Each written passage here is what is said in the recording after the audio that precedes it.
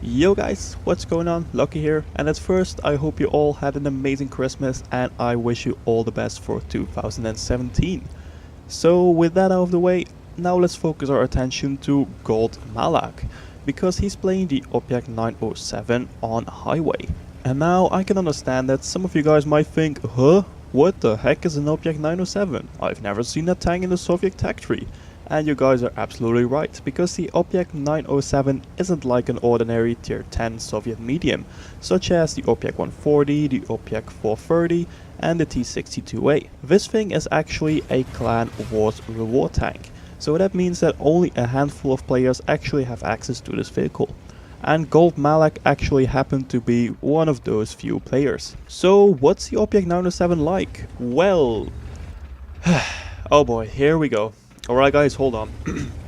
Overall it's very similar to the other three Russian medium tanks. It has a 100mm gun with 312 alpha damage and 264mm of penetration. DPM wise it clocks in at 3080 damage per minute, which is better than the T-62A and the Object 140, but nowhere near as good as the monstrous DPM of the Object 430. Accuracy wise it hangs kind of in between the T-62A and the Object 140. 1.35 with a 1.92 second aim time and dispersion values of 1.12 while moving, 1.12 while turning the hull and 1.10 while turning the turret. 16 degrees gun elevation, 5 degrees gun depression, almost identical to the T-62A. Then mobility wise it leaves the other behind with 55 km per hour forwards and 20 km per hour backwards. It has a horsepower to ton ratio of 17.09 and a very decent terrain resistance as well. Also 50 degrees hold reverse, 54 degrees turret reverse, basically the best of the four mobility wise together with the T-62A. Then armor wise on the hull 100 at the front, 85 at the side, 45 at the rear. For the turret 228 at the front, 180 at the side and 46 at the rear. Yet again very comparable to the T-62A. And at last 400 meters fuel range, 850 meters single range, pretty much the standard shit for every tier 10 medium tank. So altogether it's basically a more mobile version of the T-62A with a little bit DPM boost. I know I could have just said that, but hey, I had to fill this boring part of the gameplay with something, right? So with all of that boring part out of the way, let's actually take a look how GoldMalac is doing right now. So as you guys can see, he made his way up to the town. And this is quite unusual because it's usually only the heavies who go there. But it seemed to work out just fine for him. So he spots a T-34 Black Edition. And he's just tumbling him down very easily, putting shot after shot into his tracks, and his teammate finishes him off. But there is a stock Tiger, no problem for him. But if you take a look at the minimap, all the mediums and some of the tank destroyers of the enemy team actually overtook the northeast side of the map, and they are already pushing into our base, so it doesn't look too good for GoldMalac right now. But he doesn't seem to notice quite yet, because everything is just going fine and dandy for him. There is the Tiger 2 again, takes a pop shot, doesn't hit it though, and now he goes after the enemy Jaegeru. And the Jaegeru is just too focused with the I3 in front of him, so Malak gets easy shots into his side, puts one in, next shot goes into the tracks him, makes him stationary, and there's just basically nothing this Jaegeru can do right now. Instead of just sitting still and taking every single shot from GoldMalac. And Jaegeru is almost down, and Jaegeru is down right now. And GoldMalac has secured himself his first kill of the game. And what he does right after this is he's hiding behind the building until he gets unspotted, because there are three very nasty artillery at the enemy team. And now he's stealth again, he takes a quick little shot at the Tiger 2 and he takes off, because just now he realized what I already mentioned before, is that their base has completely fallen right now. So he's heading back to deal with the enemies who are now trying to flank him. So on his way back he spots the little bulldog, take a quick little shot at him, and he manages to penetrate the bulldog, taking off a fair amount of hit points from him. Now he advances his way through the town towards their base to see if he can kill the remaining tanks. And now he spots an enemy T-34. So he's taking it careful right now. He takes a little shot to remove the cover. And he's reloading, takes another shot, takes down a car. That's very unfortunate. Takes another one, oh it bounces, oh that's some very bad marksmanship, man. Come on, maybe the next one will hit. No, it won't hit as well. And now he loads a heat round. And remember, heat rounds might have better penetration, but they do very bad against spaced armor and tracks, as you guys could see right there.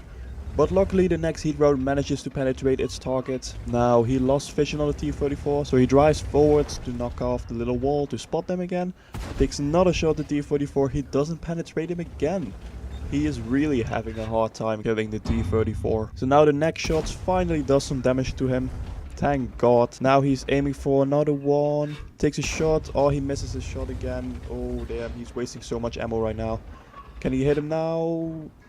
No, he bounces off the cheeks and he receives a hit. And now he thinks, well, fuck it. I'm just gonna go after the Lurven, who is not even paying attention to him. So therefore he can put round after round into the side of the turret. Now he turns his turret very quickly towards the T-34 to bounce a shot. Very good play by him. And then he finishes off the Lurven. Now Malak is focusing his attention back to the T-34.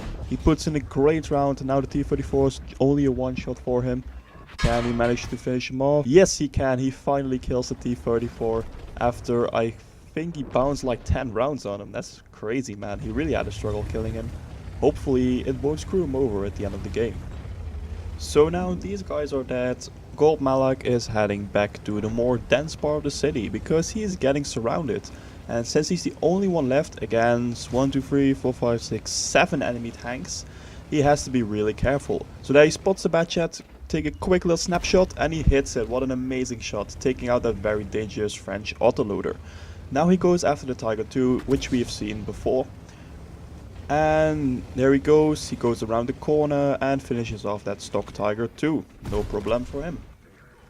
But oh, he gets hit by the FV again. Luckily it only hit his tracks, otherwise it would have been very bad for him indeed. Now he spots the T-62A, puts a nice shot in, reducing the T-62A to a one shot. The Yak Tiger is there as well. Tries to shoot the Yak Tiger, unfortunately he hits the tracks. Puts another shot, hits a low plate, so it penetrates and does damage to the Yak Tiger. Now he takes another shot, sets the Yak Tiger on fire. Very, very good for him. Now the T-62A tries to flank around and he finishes the T-62A off, and the T-62A only damages his tracks. And now it's basically him versus the Yak Tiger and 3 artilleries. So now he's got the side of the Yak Tiger, but oh no, the Yak Tiger is turning. No, don't get hit. Don't get hit, okay. He puts in another shot in the hole. He tries to evade the shot and... oh, that was so close. He could have lost most of his hit points there.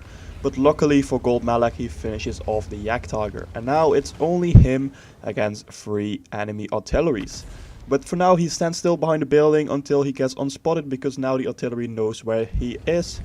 So they don't know anymore because he's got unspotted now. So now he can move around freely. So he's going after the artillery, but this won't be such an easy task, because if you look at his ammo count, he only has 3 shells left and he has to kill 3 artillery with that. So that's never going to be enough to kill all of those 3 artilleries. So now let's see how GoldMalac is going to get away with this. So I'm just gonna fast forward this little bit because really he's just driving towards the artillery and nothing special is gonna happen. So I'll put it in normal speed once he spots the artillery. And here we go, he spots the M5355. He takes a great shot at him, removing most of his hit points. But he only has 2 shells left, so I don't really know how he's gonna manage to get away with this. So he tries to take another shot.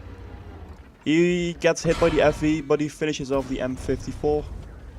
Now only 2 artilleries remaining and 1 shell left. How is he gonna do this? And well, look at that. He actually got hit by the Batchat from what looks like the direction of his own base. So that means that the Batchat has gone capping, which is also not a good thing. But he doesn't worry about that right now. He only worries about the FV. He puts in his final shot. He rams the FV to death, losing quite a bit of hit points because the FV is quite a heavy vehicle. And now, oh, the Batchat just narrowly misses his shot. And he's trying to get unspotted right now. And oh, he misses his shot again. Oh, he's getting so lucky right now.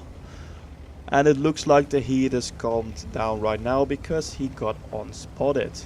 Whoa, what a rampage that was. He manages to take out 2 of the 3 artillery, but he has no shells remaining. And now I think GoldMalac hasn't quite realized yet that the FV is down their base, since he's still looking for it right here.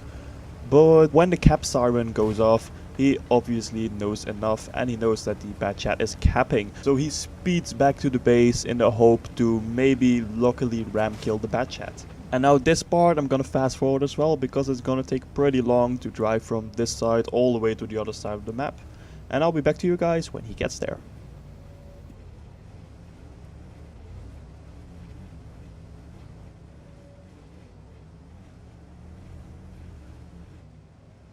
So as you can see right here, GoldMalac is almost there, but the bad chat is also almost finished capping.